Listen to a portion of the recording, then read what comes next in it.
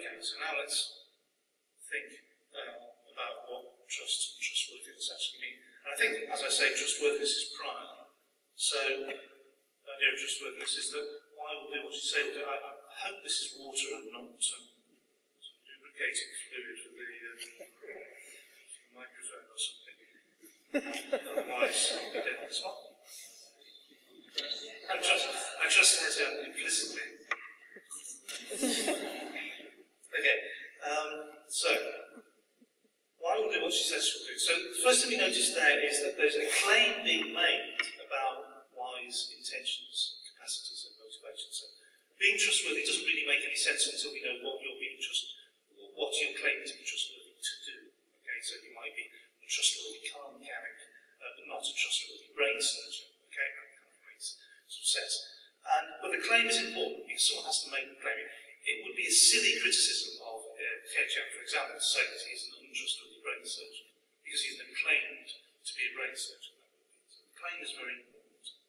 And the claim is usually made in some kind of context. It's usually contextually restricted, quite often task context. So, for example, I might claim to be a trustworthy car mechanic, but only on a certain class of car, or perhaps only on the mechanical parts and not the electrical parts. Or I may only claim to be trustworthy within office hours, and in the evening I will do whatever I like. Okay, so there's always some kind of restriction context. So, if we have a sort of vaguely formal-looking thing, mainly meant to frighten all the arts graduates in the audience, it kind of looks like that. So trustworthiness is this kind of four-place relation where Y and Z are a couple of agents. And what's their relation? Well, Y is the person who's being trustworthy, and Z is the person who makes the claim. And that can be someone different from Y. Okay, so for example, if I write a reference for one of my students, okay, I am authorised to make a claim about their trustworthiness in academic matters only. So it's the academic context. But I am authorised to make that claim when I'm writing my reference. Okay. Now, usually, probably most often, X and Y are just the same person. Y and Z are the same person. So the person who is trustworthy makes claims about themselves. I turn up with my certificate, I make a claim of what I'm trustworthy to do. But Z and Y needn't necessarily be the same person. The claims about intentions, capacities, and motivations is not about sort of outcomes. Okay, so it's quite feasible that it doesn't mean that I am untrustworthy because I turned up late for a meeting. I could have intended to have turned up on time because there was a huge traffic jam or something, but it was my intentions and capacities that really count, but we just trustworthy. It's not actual outcomes. And then these intentions, capacities, and motivations, they conform to some kind of representation R, which could be very implicit, could be very open-ended. It needn't be written down, but there's basically R is some kind of representation of what Y is being claimed to be able to do, and then C is the set of contexts in which that claim applies. Okay, so Z makes a claim about Y. The claim is represented in a particular way R, and it applies over a certain context. Okay, so that's the four key factors for trustworthiness. Okay.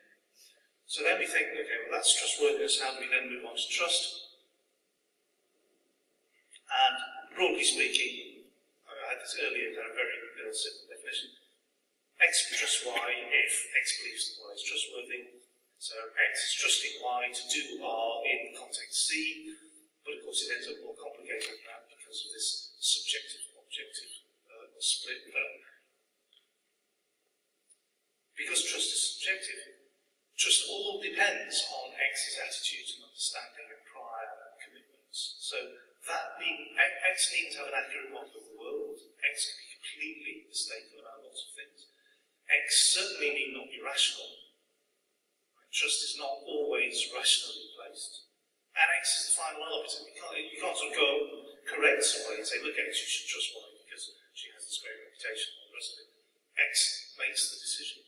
And this subjectivity is often ignored. So trust, I reckon, actually has it's a six-place relation. It's quite a long one. So completely simple, completely straightforward, even an idiot could understand. Well, possibly not. Everyone can understand. Perhaps I should go through it in more detail. So it's a six-place relation. And the three agents, X, Y, Z. X is trusting Y, X is the truster, Y is the trustee, Z, as before, is the person making the claim about Y. Could be that Y equals Z, could be that X equals Z, could be that X equals Y, and it could be that X equals Y equals Z. But basically, there are three roles being played in this trusting relationship. But what changes as we go from the objective idea of trustworthiness to the subjective idea of trust is that it's not that, remember with the definition of trustworthiness, Z was could speak authoritatively about Y. For a trust relationship, X must believe that Z is authoritative about Y. That's the important thing. It might actually be false that Z can speak authoritatively about Y. But as long as X believes that, it's okay. So if I then start at the right and work on the other three variables, on the right I have it's basically a thing that basically stands for warrants. Why does X trust Y? And that would be a whole slew of reasons. It might be Y's reputation, it might be that X and Y have worked together before. It's very likely to include the signals that Y has been sending out about her own trustworthiness, but it needn't be rational at all. It might be, X trusted Y because she has nice big blue eyes. It could be something as simple and stupid as that as well. So we always must be prepared for very, very irrational reasons to trust. Not only that, it's also worth saying, I think, that our warrants to trust people, some can be very specific to a very specific person, because I've met her, she's very intelligent, she speaks very cogently, but also they can be very, very general assumptions about humanity as a whole. So I always trust academics at conferences with my laptop, because no one ever will steal a laptop at an academic conference. That's a very general proposition. That is, in my experience, universally true.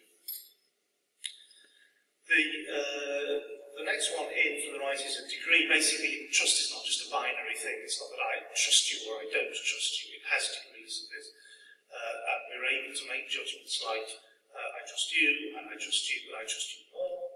Or we're able to make statements like, I'm afraid to place a certain amount of risk with you, but not more than that, so I'll trust you with €100, but I wouldn't trust you with €1,000. So we make these statements of degree. So there must be something about that in the definition. But the key thing I want to draw your attention to is the item in the middle, which I've just symbolised as IRC.